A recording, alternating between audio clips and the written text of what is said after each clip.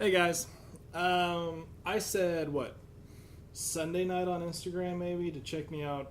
No, Saturday night said check me out Sunday for my story about this whole shindig. Note that it's blue. Weird, right? But yeah, I didn't do that because I actually had to go in and re-dye this whole thing and do it over on Sunday. My weekend was lost. But I said that I would do a quick little video. By quick, I mean like 25 minutes. That was a joke. The cat even cried in the background when I said that. But I would do a short video just kind of explaining why. Because I can tell you so far, walking around in public, the number one question that I have received is, why did you do it? And the timing probably couldn't have been better for the whole thing to take place. So allow me to digress a little bit into the background of what started the concept of, ooh, let's dye my beard because it sounds like fun. Not to mention dye it blue because that's trendy, I guess. Actually, thanks to one of my cousins who shares everything on Facebook, probably more than any average human should, but nonetheless they did.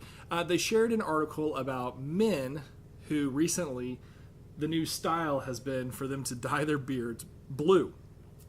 It's the new merman style is what they called it. I clicked through the article and saw the photos, and I just kind of chuckled and laughed. And then I got done, and I finished. I'm like, you know what? That'd be kind of fun. I've got 7 weeks before school starts. This thing's a mess anyways, so why not? Why not do it? So thanks to my very patient wife, we loaded up on the supplies on Saturday when she got home and went to work on trying to get everything dyed. We wound up going through 2 kits total because the first kit actually bleached this and gave it a nice light teal look, which kind of what we wanted because we're all professionals here. But this stayed red and had like ugly red blue streaks in it, and it was very hideous. And I apologize to everybody that was at the Sporting Kansas City game that witnessed that. I was embarrassed, but at least we won, right? But I woke up Sunday morning and it was more like, that's not what we were looking for. So we actually went and got another kit to do, and the bleach must have been stronger in that one. The bleach is strong with this one, or something along those lines, because we rubbed that thing in and it bleached this beard to just like almost white. And so I realized, oh hey, this is actually going to work. So the original point of the beard being blue was just because of some stupid story I saw on Facebook. And enough people chimed in on Facebook that I thought, wow, okay, let's go ahead and do it. I don't think some of them realized that it was actually going to take place. And I think a couple of them got caught off guard, but that's okay. To my knowledge, the principal has not seen this yet, so we'll see. So that was the original emphasis of this beard. What I could not have predicted was after I'd said in my head, this is what we're going to do, I did not know what our culture was going to do in the coming days, okay? So I'm in my mind earlier this last week going, all right, dyeing my beard blue, dyeing the hair teal, it'll be fine. No clue what I was going to wake up to a few days later when I logged onto Facebook and the entire Skittles factory just slapped me right in the face. So then suddenly it became more of a, is there a real reason behind this? Can I find something a little bit deeper behind it than just, I did it just to do it? And you know what? On the surface, I did it just to do it. But I started thinking a little bit further into it, and I started realizing, you know, in the past 3 months, 4 months, 5 months, year, maybe even longer, every time I access the internet, I have been told how to raise my hands and be informed and inform the police not to shoot. I have been informed that the South will indeed rise again. I have been slapped by every possible quotation that Billy Graham ever made, taken completely out of context and thrown into some patriotic picture. And of course, as noted earlier, I have been puked on by just about every giant Skittles factory known to mankind. That's just 4 instances. And if you can read in between the lines there, you know what I'm talking about. Just every time you access culture, society, you have to stand for this. Get behind this cause. Be fearful because this is going to happen. We're going to lose guns. We're going to lose rights. We can't marry. They can marry. It's always something new. And what's really baffling and really hard is sitting here as a Christian, okay, watching people just go at it online and think to myself, what is this really doing? What's the purpose? Yeah, I can sit back and I can say, yeah, I'm not for gay marriage. I'm also not for divorce. And guess what? I'm divorced. Awkward moment. What? The good Christian has a lot of blemishes? He's got some scars? He's made some mistakes? Yeah. I've made a lot of them. And that one happens to be really the most permanent one.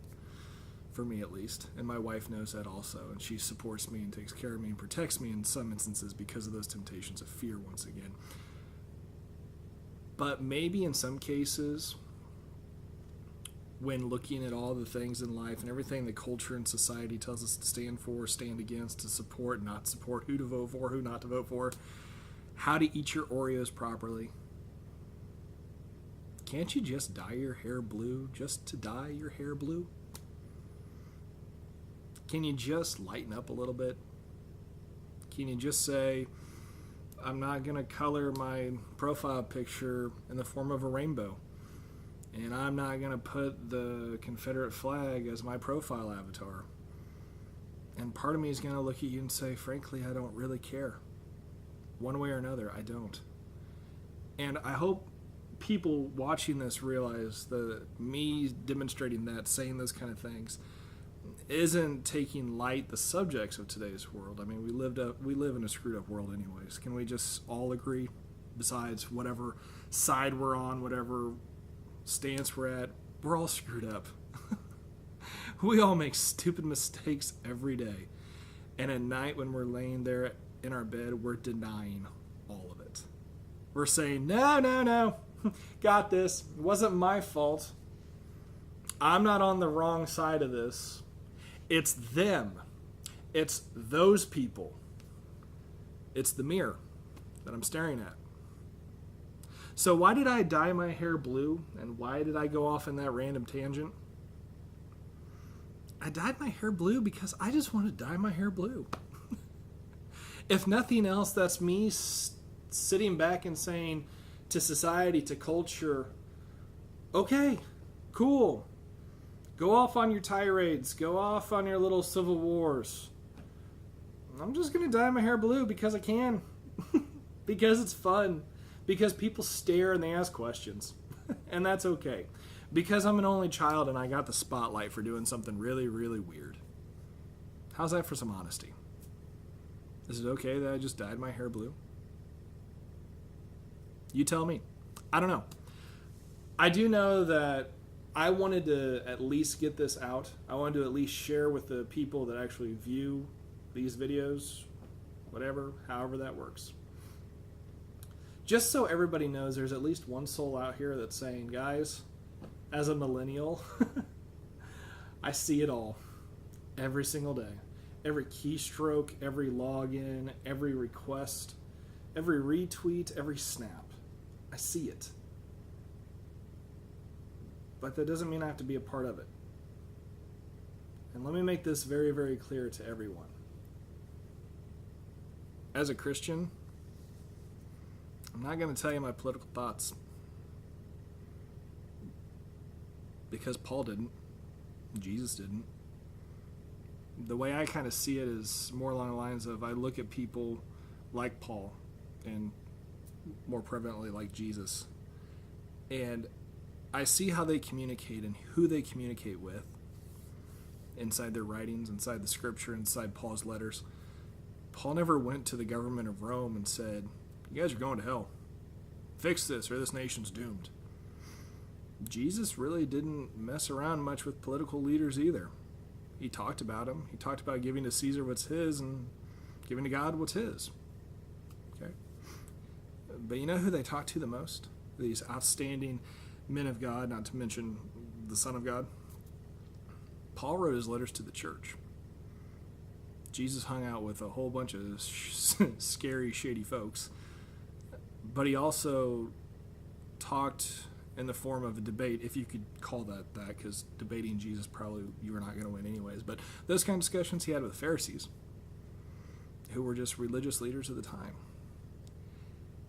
Maybe in today's world, the way I see it is, I'm not here to look at the government. I'm not here to look at some Supreme Court, some judicial review, or any of that kind of stuff, even though I have the degrees in it. That's not my job as a Christian.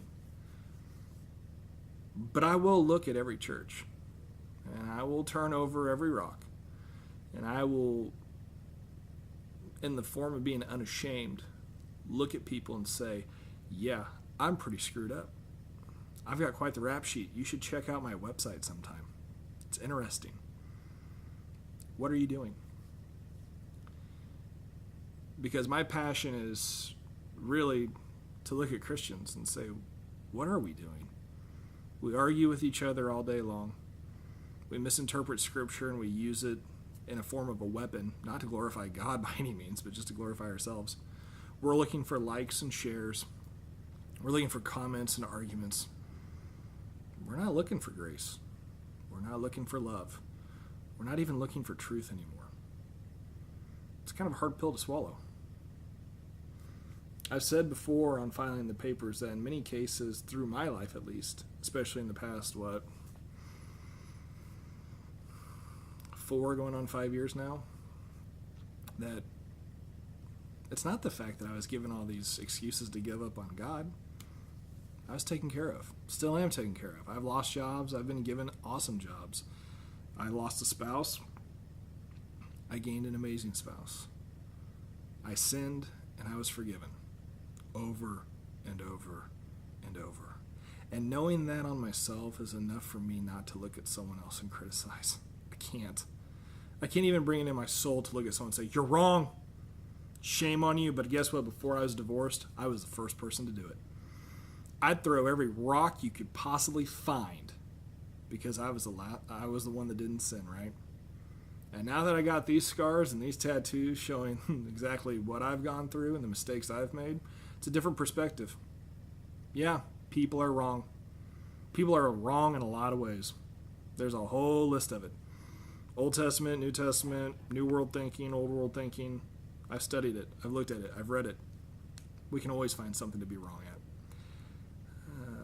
But my challenge maybe is not so much the fact of trying to see who's wrong and who's right. How about we just treat people like people? I mean, is that too much to ask? Because, I don't know, Jesus kind of did that quite a bit.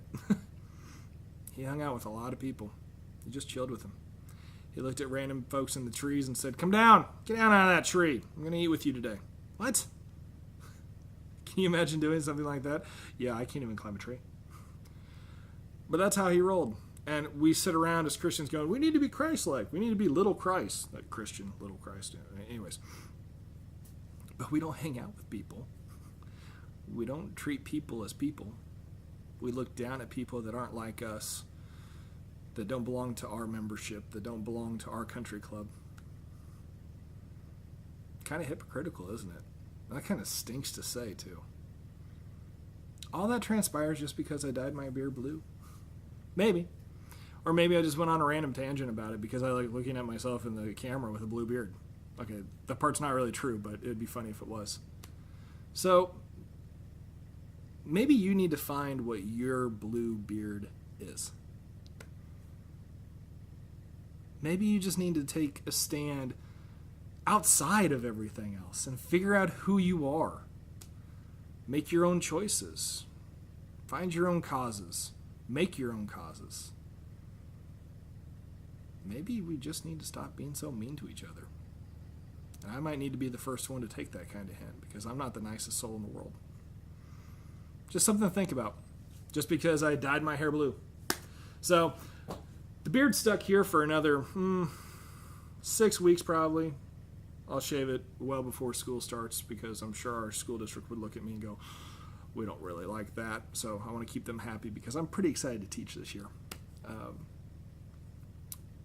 I know this went 15 minutes, but maybe it's just something to think about, something for you guys to think about. My challenge to you is, what's your blue? What is it? What's that thing that you just need to do just to be you? And on top of that, why don't we just chill a little bit? Just relax. Laugh a little bit more. Maybe throw a few less likes out every day. And just enjoy each other. And I'm a millennial saying that. I'm supposed to be glued to this stuff 24/7, and I even encourage it. So, from myself to you, from filingthepapers.com, if you made it through this entire video, rock on. Hopefully you enjoyed a little bit about what I said, and if nothing else, you got a chuckle because of the fact that my hair is blue. So take it easy, guys. I'm out. Deuces.